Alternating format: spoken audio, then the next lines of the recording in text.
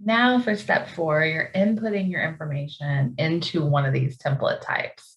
So there's three main resume types: chronological, functional, and combination.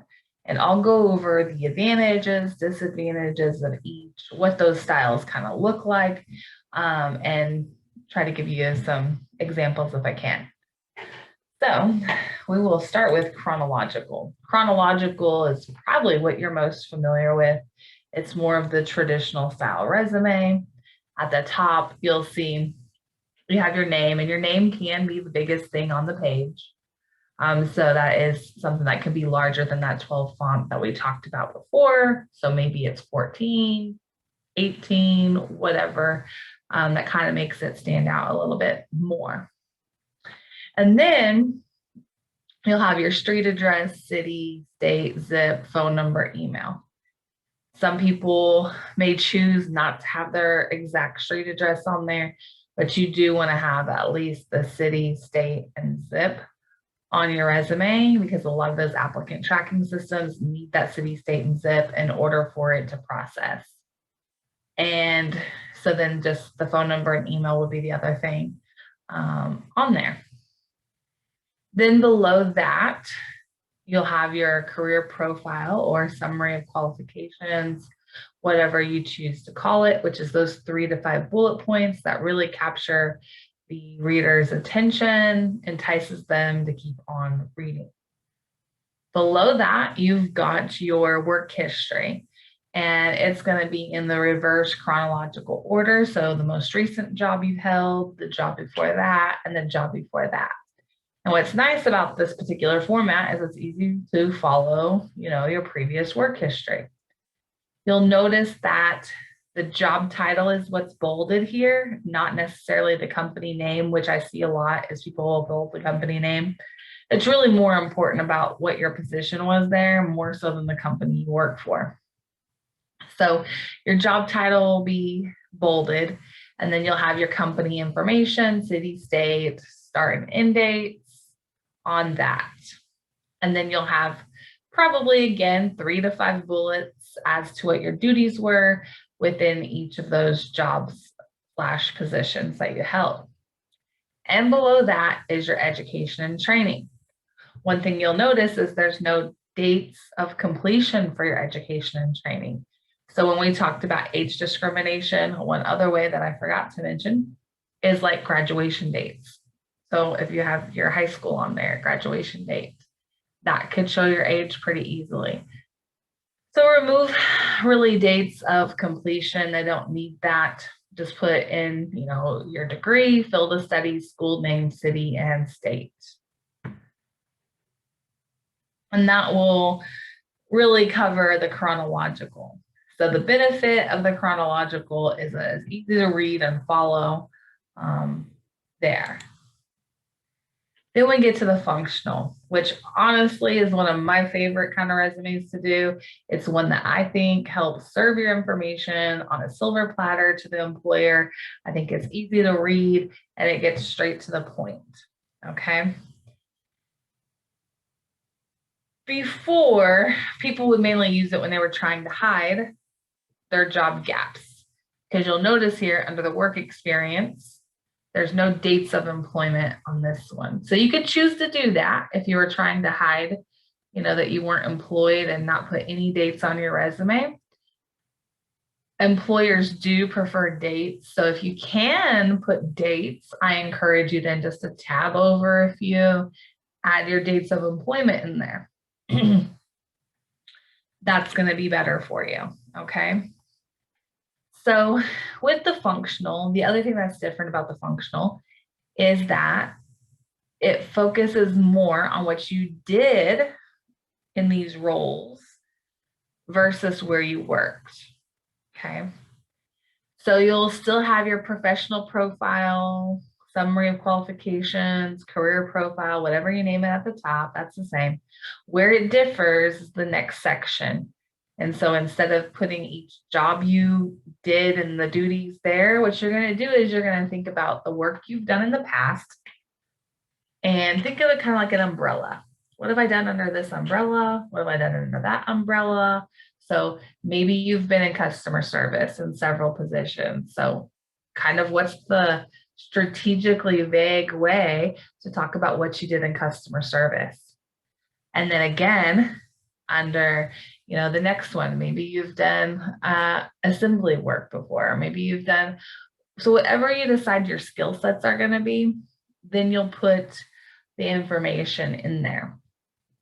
Ideally, you're going to want to probably pick skill sets that kind of match versus that random customer service, assembly, whatever.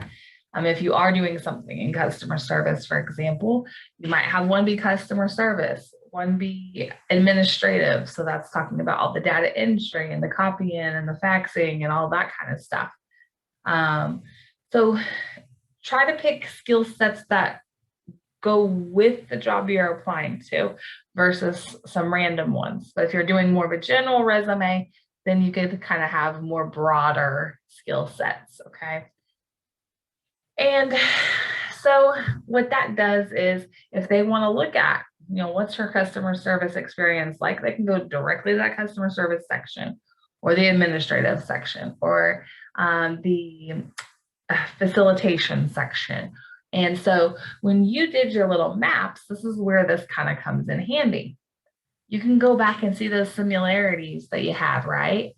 And so those are probably going to be some of your umbrellas, the ones that you feel like, I did that a lot. This is a skill that I have. You're probably going to use those as your umbrellas, and then you can just underneath them be really strategically vague about it. Example, whether you work at Burger King or whether you work at the movie theater or whether you work here at the workforce center or whether you work at a call center and you're in customer service, yeah, you may be dealing with different products and services, food, movie tickets, cell phones, just general customers seeking work. But the strategically vague part is that I'm still doing the same thing. I am still recommending products or services. I'm still greeting customers. I'm still answering their questions. I'm still resolving their complaints. So that's kind of what my bullet points should be. Those things: customer service, resolve customer complaints, recommended products and services. If I did tender payment, I could put tendered payments via cash, check, credit card, etc. So think about those things that are kind of under a wide umbrella in those skill sets. And then when you get those 3 skill sets filled in, you go to the work experience section, and that's where I'm going to put, I worked at T-Mobile, Wichita, Kansas. I was a CSR from this date to this date because I'm going to tab in and add my dates. And then I worked at Burger King, Wichita, Kansas, as a cashier from this date to this date. And so you'll put in all of those work experiences and dates, and you'll put in your education. So all of that really is pretty similar to the other resume type, the chronological. So the advantage of this one is, again, that they're easily able to go directly to the section in which they're interested in terms of your skill set, and read about what you have done. The only disadvantage really that I can see on a functional is if you don't include dates. Because if you don't include dates, sometimes employers look at it with like, what are they trying to hide? Because they know you're trying to hide something. The reason why you might not include dates, as previously mentioned, let's say you were incarcerated and you choose not to include any dates, the hope is that they would call you and say, hey, can you verify your dates of employment? And this is going to give you that opportunity to talk to them, to provide them some insights. And so hopefully you can make that connection. Excuse me. Hopefully you can make that connection to where they would still be interested in you because you're able to sell yourself verbally and through your demeanor and things of that nature, where they would then go ahead and still call you in for an interview. And then that's really the only disadvantage I can see to the style of resume, would be as if you didn't include dates. Otherwise, it really helps condense. If you're one of these people that have a hard time getting your resume onto one page, being able to think about it in that strategically vague way really does help to get it on one page. And last but not least is the combination. So the combination is truly a combination of that chronological and functional in some way, kind of shape or form. So what you have here is you have the same part of the top is name, address, all that information. Career profile, career summary, same thing. Like how a job would be listed on the chronological with your company, city, state, job title, start and end dates, and then bullets underneath it, you would put in your first job, okay? And then underneath that, it's more like the functional. Now I'm just going to list my other employment that I've had. I worked here from this date to this date, here from that date to that date. And I'm not going to give all these other details of the employment. Where this can be kind of an advantage is if you're trying to reduce some of that repetitiveness. And the best example I can give you is kind of like with a CNA, for example. So a CNA may work at many different places, but a lot of times their duties are pretty much the same. You know, they assisted with daily living activities.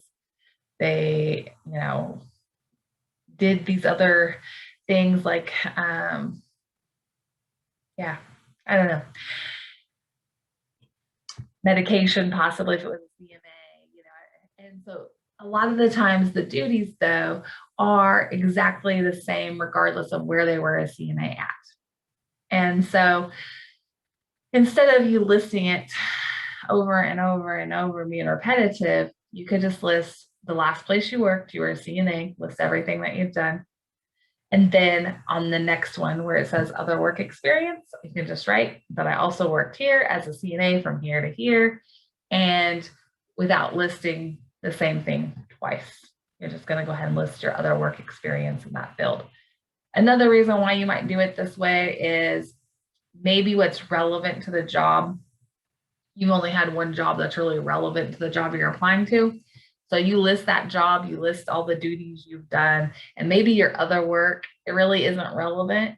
And so you just list your other jobs of employment, start and end dates without listing all of the duties that you did. And then of course you've got your education field, which is the same as all of the others. So that in a nutshell is the options that you have for your resume: chronological, functional, or combination. You can locate the templates on our website, workforce-ks.com. It's under our job seeker section, and then you go to tips and templates. After that, you're definitely going to want to save it onto a flash drive, upload it into the Kansas Work system, send an email to yourself because, you know, you can lose your flash drive. You know, there might be some type of, you know, glitch that you're not able to retrieve it somehow. So sending it to your email is just recommended. That way you just have an extra backup copy of that completed resume. And so again, you know, saving it to Kansas Works is also a great option. So keep in mind that you can kind of make your resume your own, even if you do use the templates. If you're wanting to change category names instead of other work experience, for example, maybe you change it to relevant work experience or recent work experience. Make it your own, but you can follow those formats to make sure that it's organized really well. And that wraps up creating your resume from start to finish. So to recap, you're going to do the reflection, think about all of your past work history. You're going to then analyze your work history and the job description. You're going to strategize, and part of that strategize is determining which resume style you want to use based on your work history. So if you know you've got job gaps you're wanting to hide, or you know that, you know, doing it where you're able to focus on the skills versus your employment is the better way to go, you're going to want to do functional. you know, you've got kind of a repetitive work history, you're probably going to want to do combination. If you think that, you know, a chronological style would be best for you, then that's another option as well. So for that strategize stage, you'll determine that template you're going to use. And then the fourth stage is actually where you get into the template. And now you're going ahead and putting in all the information that you've thought about, strategized about, and really making it come together so that you can begin sending those resumes out and start getting some interviews. So, of course, if you have other questions or concerns, you can always reach out to me. My email is ahill@workforce-ks.com. Thank you.